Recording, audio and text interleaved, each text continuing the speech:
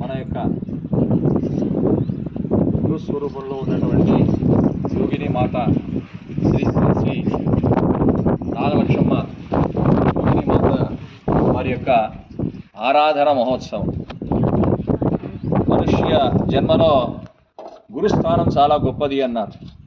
అందుకనే మనకంతా కూడాను సదాశివ సమారంభాం శంకరాచార్య మధ్యమాం అస్మదాచార్య పర్యంతం వందే గురు పరంపర అన్నారు. కనుక గురు పరంపర అన్నారు.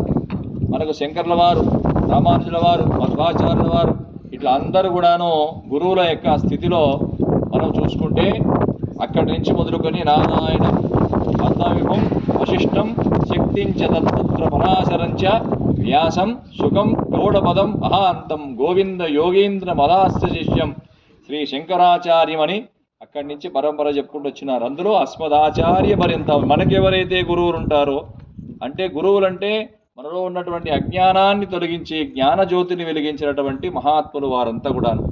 ఏది మంచి ఏది చెడు, మనం ఏ మార్గంలో పోతే మనకు ధర్మార్థ కామ మోక్షములు సిద్ధిస్తాయో సూచన చేసేవాళ్ళు గురువులు అన్నమాట.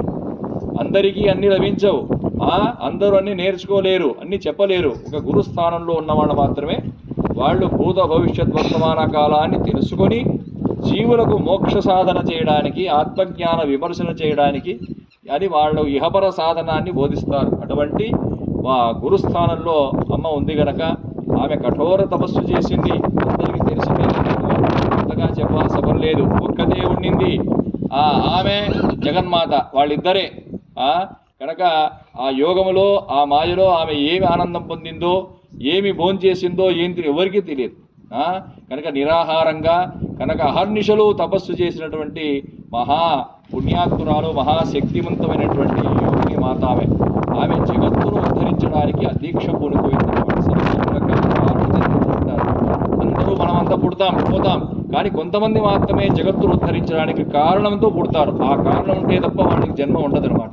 ఆ కారణం అయిపోయిన తర్వాత, పని అయిపోయిన తర్వాత వాళ్ళు మోక్షాన్ని జ్ఞానజ్యోతిలో కలిసిపోతారు. అటువంటి మహాత్ములలో మన అమ్మవారు ఒకటి.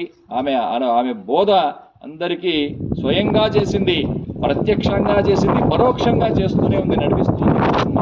ఆమె అనుగ్రహం మన మీద అంతా ఉండాలని, మనమంతా ఆయురారోగ్యములతో ఉండాలని, ప్రతి సంవత్సరం వచ్చి అమ్మను సేవించుకొని ఆమె యొక్క అనుగ్రహాన్ని పొందాలని మనమంతా మనస్సులో అనుకొని ఆమె ప్రార్థన చేయండి. మనస్సులో మీ యొక్క మనస్సులో ఏ విధంగా అయితే స్తోత్రము, మన మంత్రము ఏదైతే ఉంటుందో అది అమ్మవారిని చూసి, ఆ మాత జగన్మాతను చూసి, గురువును చూసి మనస్సులో అనుకుని నమస్కారం చేసుకోండి.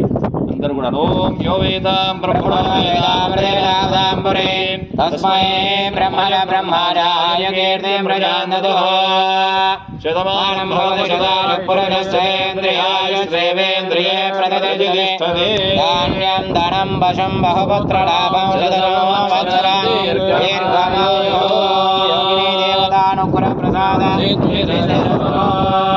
సర్వే జనా సుఖినో భవంతు లోకా సమస్తా సుఖినో భవంతు ధర్మస్య విజయోస్తు అధర్మస్య నాశోస్తు స్వస్తి షణ్మంగళాని సంతో సత్య ఏతాని సంతో.